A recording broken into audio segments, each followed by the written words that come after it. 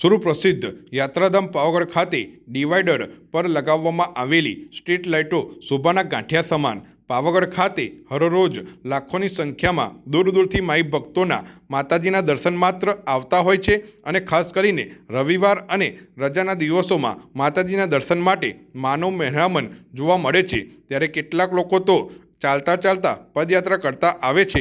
ત્યારે પાવાગઢ એક મિનાર મસ્જિદથી સ્ટ્રીટ લાઇટો બંધ હોવાના કારણે પગપાળા આવતા યાત્રિકોને પોતાના ફોનની ફ્લેશ લાઇટ ચાલુ કરીને ચાલતા પાવાગઢ જવાનો વારો આવ્યો છે।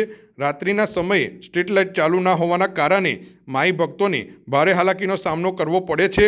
તો તાત્કાલિક ધોરણે સ્ટ્રીટ લાઇટ ચાલુ કરવામાં આવે એવી ચર્ચાએ જોર પકડ્યું છે।